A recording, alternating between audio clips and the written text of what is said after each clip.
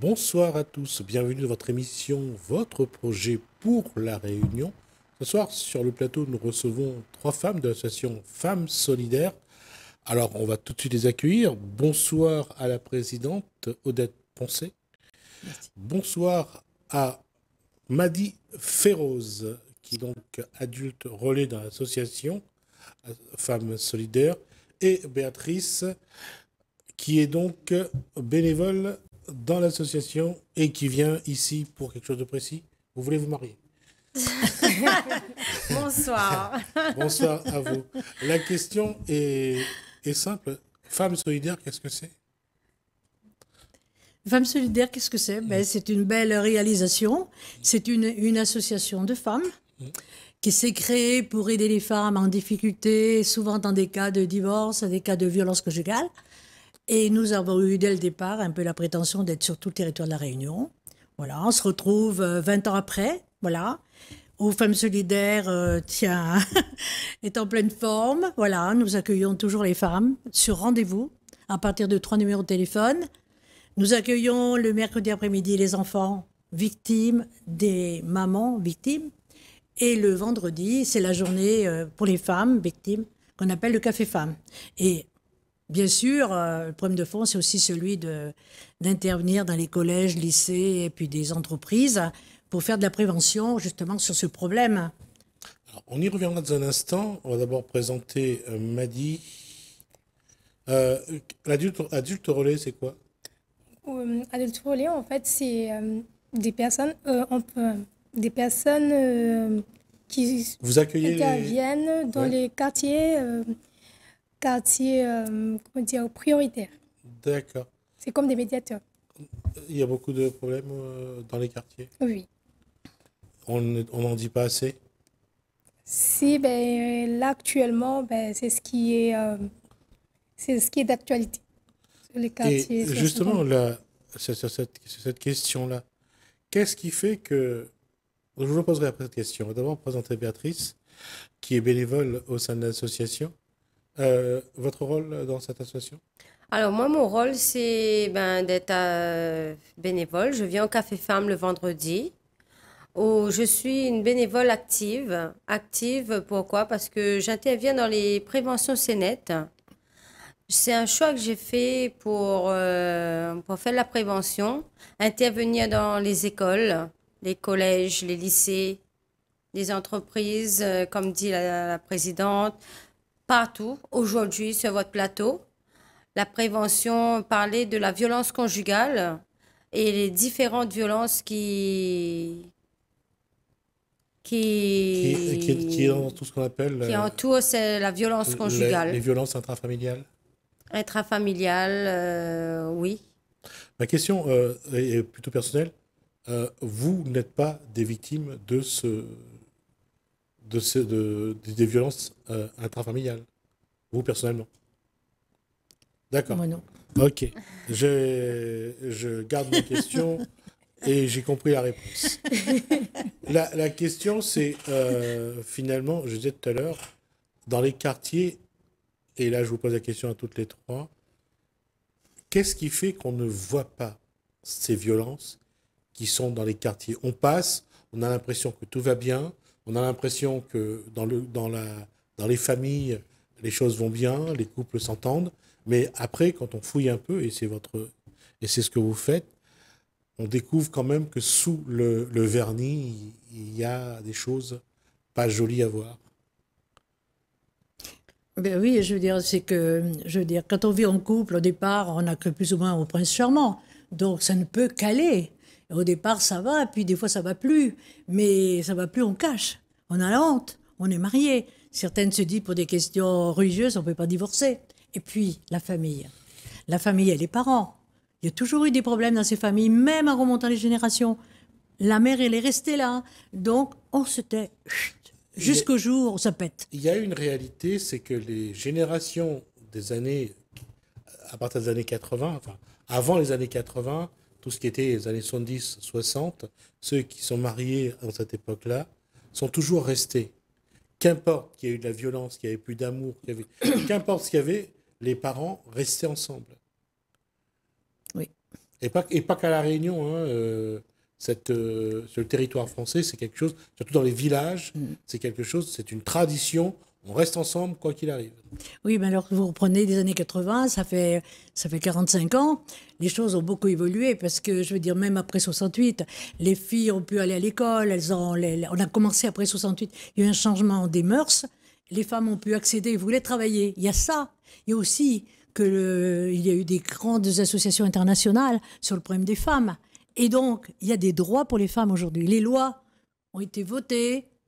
Et ça aide. Il y a les lois sur le divorce. Oui, sur le divorce. Que Simone Veil a apporté. Il y a eu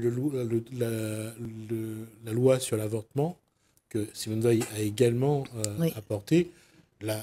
On dit que l'Europe, le monde occidental était toujours en avance, mais sur beaucoup de points, la religion a pesé et a ralenti l'émancipation de la femme. Bien sûr, bien sûr, bien sûr. Là, et je reviens dans les quartiers, qu'est-ce qui fait qu'il y a cette omerta, il y a ce silence, il ne faut pas en parler?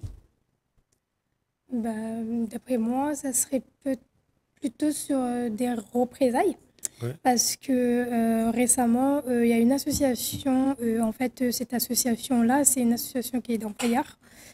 Et en fait, cette association-là, ils ont fait une marche pour dénoncer tout ça, mais avant tout ça, il s'est passé des choses que ça a fait que il fallait que qu'on en parle en fait.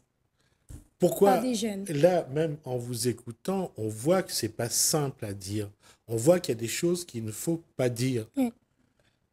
C'est un paradoxe parce que vous êtes là pour que la parole Soit libérée. se libère. Mais même vous avez... c'est pas simple pour vous. Oui, mais il faut dire que la société est organisée par les hommes, pour les hommes, y compris au niveau des juges, au niveau des avocats. Que vous soyez une femme ou un homme, quand on voit qu'une femme est victime et que le mari dépose plainte, on est là. Actuellement, en 2024, là, avant-hier, c'est l'homme qui agresse, c'est lui qui est allé porter plainte. Alors c'est compliqué, ça. C'est juste un système de défense. Il se protège. Il se fait victime.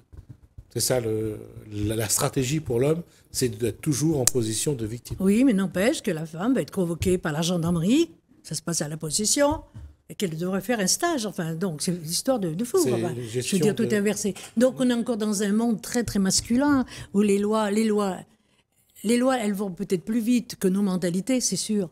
Mais dans les gens avec qui on est, je veux dire, on est en retard par rapport à la loi. Et bien voilà, on demande l'application des lois. On s'est battu pour l'application de la charte de la police et de la gendarmerie. C'est très, très important. On s'est battu là-dessus pour que la femme victime, lorsqu'elle arrive dans un commissariat de police, soit accueillie, voilà. Et puis écoutez, pas devant tout le monde, c'est quoi? Qu'est-ce que vous voulez? Votre certificat médical. Mais tout ça aujourd'hui, c'est à peu près réglé.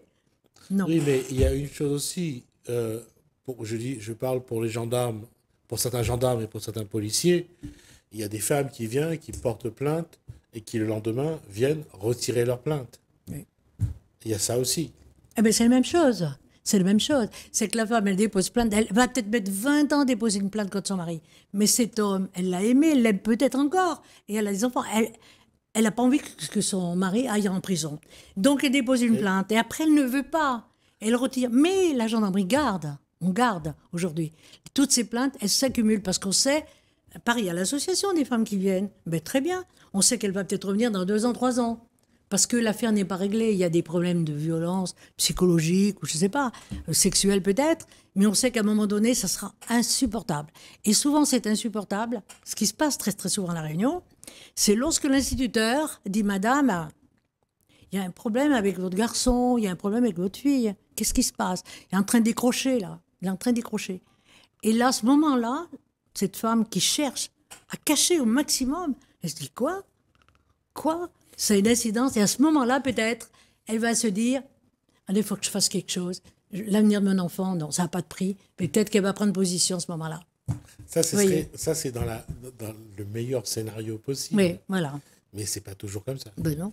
Le pire scénario, c'est quand on touche les enfants. quand les enfants sont agressés physiquement.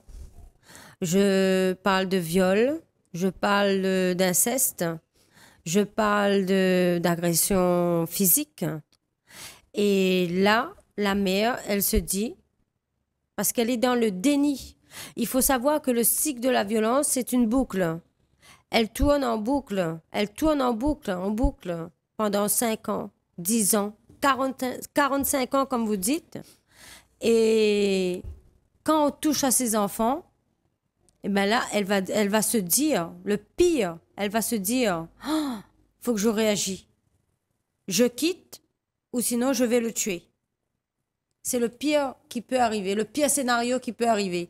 Soit elle va tuer en tant que victime, elle sera le bourreau parce que là, elle aura fait un crime, elle aura tué le père de ses enfants ou son concubin. Ouais, ça arrive. Voilà. Et c'est le pire scénario que ça peut arriver. Et c'est le pire dans le sens à où mon avis. c'est l'enfant qui se retrouve plus sans aucun parent à ce moment-là. C'est pour ça qu'on dit toujours à la personne victime de violence, quittez la maison, partez, trouvez un centre d'accueil. C'est toujours là. Mais quitter sa maison, je peux comprendre que pour une personne, ce n'est pas simple. C'est l'endroit où elle vit, c'est l'endroit où son enfant vit. Quitter comme ça face à une violence, c'est pas toujours simple. Oui, mais factuellement, c'est pas tellement le problème. Le problème aujourd'hui, c'est que des femmes veulent s'en sortir. Elles vont déposer plainte et elles veulent pas revenir le soir. Voilà. Et puis, il n'y a pas de place. On a le problème du 115. C'est quelque chose d'incroyable. Il n'y a plus de place pour les femmes. Alors, vous savez, il n'y a plus de place pour les sans-logis. Il y a le problème du logement devient numéro 1 à La Réunion. Mais pour les femmes victimes de violences, donc, il n'y en a pas suffisamment. Quelquefois, c'est dans des hôtels. Et quand il arrive le grand raid, comme l'année dernière, eh ben voilà, on l'appelle femme solidaire. Vous pourriez prendre quelques femmes. Mon histoire incroyable. Non, aujourd'hui, moi, je suis venue ici aussi pour parler excusez-moi, mais c'est pour parler du courage des femmes. Parce que ce qui se passe sur La Réunion, c'est assez extraordinaire. Alors, effectivement, je disais tout à l'heure, la loi est là. Des lois ont amélioré et donnent la possibilité de se défendre. Mais c'est surtout les femmes qui veulent s'en sortir. Elles veulent vivre dans la paix. Elles veulent vivre à tout prix. Et ça, on ne le mesure pas aujourd'hui, sociétalement. Personne ne dit, voilà, les femmes, on va parler du courage des pompiers, des choses comme ça. Mais les femmes, ce qu'elles font pour rester dans cet enfer, jusqu'au moment où peut-être l'enfant sortira de l'école, ou peut-être que... Elles calculent, elles ont une stratégie, elles ont une intelligence fantastique. Elles essaient d'entrevoir l'avenir. Et au moment-là, elles trouvent la brèche, elles vont rentrer dedans. Et je veux vous dire, c'est là où on devrait, aujourd'hui, on devrait se brancher comment ces femmes, elles font, jour après jour, sur des années, tenir le coup. Alors, je vous propose ceci. Est-ce que demain, si je vous ouvre ce plateau, est-ce qu'il y a des femmes qui voudraient venir raconter leur histoire? Évidemment. Oui. Oui. Libérer la parole, c'est la meilleure oui. chose. Oui. Oui. Ben, on a eu déjà Réunion la première, bien sûr. On est déjà là. Les femmes Moi, je suis viendront, là. hein, sans se cacher, hein, elles viendront dire « Ah oui ». D'accord. Bah, écoutez, dans ce cas-là... C'est ce qui manque dans les médias Vous aujourd'hui. me dites quand vous voulez venir. Comme ça, je vous ouvre c'est trop la bien, ça, parole. oui. Et comme ça, ces femmes pourront s'exprimer. Ça vous va? Oui, vous nous direz combien le nombre, choses comme ça. On fera toutes les femmes qui voudront venir. Mais une par semaine. Ça vous va? Une personne par semaine, vous dire? Oui. Ah, Oui. une de seule. Une personne qui vient de raconter son histoire par semaine. Je pense que les D'accord. personnes accepteront. Ouais. Ah oui, on a fait énormément de travail. Les femmes, Oui, aujourd'hui, c'est elles ça. parlent. Hein. L'association, oui. Ça vous va? Comme C'est ça. acceptable. Ah oui, je pense que c'est très bien, oui, c'est très bien. D'accord? Comme ça, en 20 minutes, elle a le temps de raconter son histoire, de raconter sa souffrance. Oh, c'est juste 20 minutes. Enfin, je dis ça suffit peut-être. Mais je veux dire, ouais, bien sûr. Non, je pense qu'au-delà, c'est peut-être un peu trop long. Oui, et oui. il faut qu'elle choisisse. Enfin, ça lui permettra au moins de s'exprimer, de libérer la parole, comme vous le dites. Et vous verrez que les femmes, elles vont parler de leur vécu. Alors, il y a l'enfance. Souvent, c'est dans l'enfance. La violence, c'est pas avec l'homme. Ça a démarré dans tout petit. La violence des parents ou des petits copains ou des frères et sœurs. Mais il y a la violence une fois que vous voulez faire quelque chose. Il y a comment vous allez être reçu par la police, par la gendarmerie, partout. Et c'est là qu'elles vont parler de ça aussi. le chemin de la combattante. Et nous, on intervient à ce moment-là. La dernière porte qu'on fait, c'est Femmes solidaires. Et nous, on va arriver à aider à trouver des solutions. Mais souvent, c'est très compliqué. C'est un changement d'état d'esprit, finalement. Passer de la posture de victime à l'émancipation, c'est une question d'état d'esprit. C'est un travail. Et ce travail-là, c'est avec des psychothérapeutes qu'il faut le faire. Pas forcément. Pas forcément. Non, avec ce que l'on fait à l'association, on fait énormément de choses. Mais je tenais à vous dire quand même, le terme victime est plutôt un terme utilisé dans le cadre de la justice.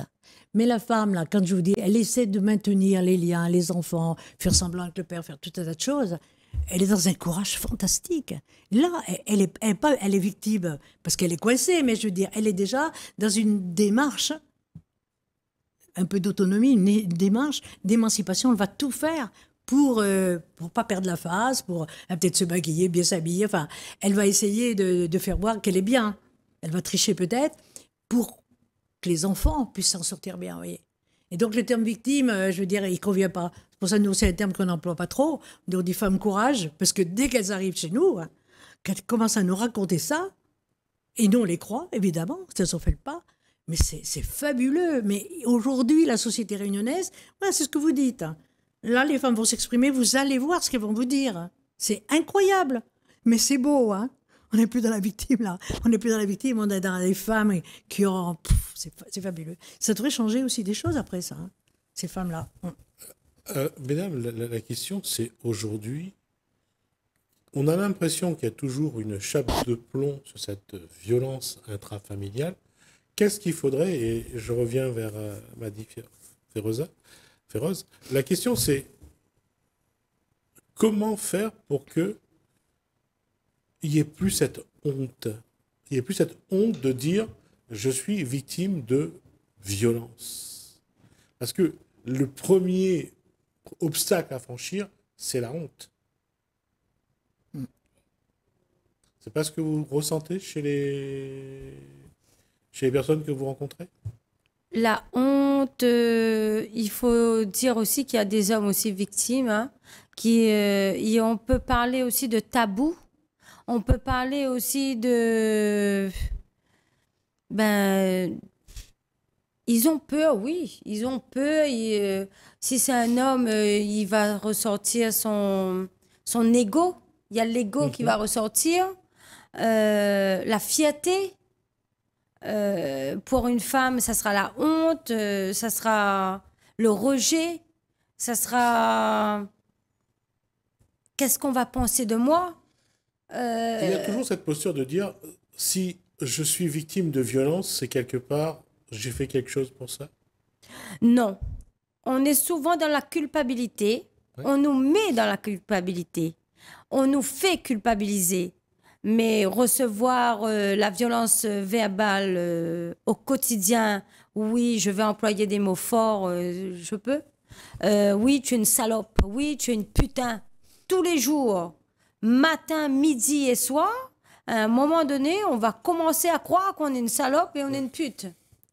Oui, c'est une phrase. Voilà. Si tous les jours, on vous répète la même chose, exactement, même si c'est un mensonge, ça finit par devenir une vérité. Et là, on rentre dans un déni. Ça s'appelle le déni. Et là, on est dans le déni. Voilà. Et on est dans la déshumanisation, là. Parce qu'au départ, on vous humilie. Mais quand on dit, t'es même pas capable de passer un balai, t'es même pas, que le monsieur est prof par exemple, et qu'il dit à sa femme, t'es même pas capable de passer un balai, des choses comme ça, la femme dit, mais, eh ben, vous n'êtes rien du tout en fait. Vous êtes rien du tout. Comment ça se fait que quand quelqu'un entre dans ce genre de posture et est toujours en train de dénigrer sa partenaire, on ne voit pas la souffrance de l'individu qui est dans cette posture. Parce que si la personne dénigre l'autre, c'est que lui-même, il est dans une souffrance. Oui, mais lui, il en jouit de ça. D'être oppresseur, il en jouit. Il sent une satisfaction. Ah, d'accord. Ah oui. C'est avec plaisir qu'il peut même tuer sa femme, je veux dire. Alors, enfin, ça y est, je suis plus fort, c'était rien du tout. Ah oui, c'est quelqu'un qui a été mal construit, en fait, je veux dire, l'histoire. C'est des malades, c'est une maladie. Et dans le couple, ça s'appelle aussi la perversion, pas pervers, perversion narcissique. Ouais. Ça se passe au sein du foyer. À l'extérieur, monsieur ou madame, ils vont être des rois. Ils vont, ah ben non, lui, il est comme ça. Ah ben non. C'est comme, on va dire, on va lui donner le bon Dieu sans confession, celui-là. Il a au moins un double visage. Voilà. Ou triple. Ou Au triple. moins, je dis au moins un double Au moins visage. double, et il a 5-6 visages. Et à l'extérieur, il va être le bon samaritain, aider, porter le sac de la dame âgée, aller passer tondre le gazon. Il va être le bon samaritain. Il se construit une image extérieure. Voilà. Et à l'intérieur du couple, c'est la perversion narcissique. Tout simplement. D'accord. À moins qu'il y ait d'autres mots, mais venez-moi en aide si vous trouvez d'autres mots. Et c'est ma dernière question. Donc, on va prendre rendez-vous, on va faire en sorte que chaque semaine, on donne la parole à une personne de votre association qui raconte son histoire. Malgré tout, ce que je souhaite, c'est qu'il ne faut pas que ce soit seulement de venir vider son sac sur le plateau, mais essayer que ça rentre dans une construction. Oui, voilà. Bah, bien sûr, oui. Il faut que ça soit vraiment constructif et il faut que ça amène, ça participe, je dirais, à l'évolution et à la guérison de la personne. Ah, comment je m'en suis sortie, en fait. Voilà, c'est ça. Voilà. Comment je me suis... Oui, bien sûr, c'est ça. D'accord? Il faut Oui, qu'on reste positif. On ne vient pas se... Mais bien sûr, sinon on ne serait pas là. On serait pas là. Non, je veux dire pour les personnes après. Pas que ce soit seulement pour venir, que les gens puissent, après, de dire, j'ai raconté mon histoire et les gens vont comprendre tout ce que j'ai souffert. C'est vaut mieux que se reconstruire, être dans la résilience. Plutôt ça, oui. Ce serait plutôt ça, résilience. D'accord. Mesdames, Ouais, je vous remercie. Donc, Odette Poncé, présidente de l'association Femmes Solidaires. Féroze, Madi Féroze, donc adulte relais au sein de cette association et qui va dans les quartiers. Et Béatrice, qui est donc bénévole et qui donc participe également à toute cette vie de l'association et qui permet d'accompagner ces femmes qui sont dans la détresse. Merci à vous, mesdames. Merci. Je vous donne rendez-vous donc à la prochaine fois. On va essayer de suivre un petit peu ce que vous faites et voir un petit peu si on peut apporter des solutions. Merci à vous de nous avoir suivis. Merci Alain, merci François. Je vous dis à bientôt.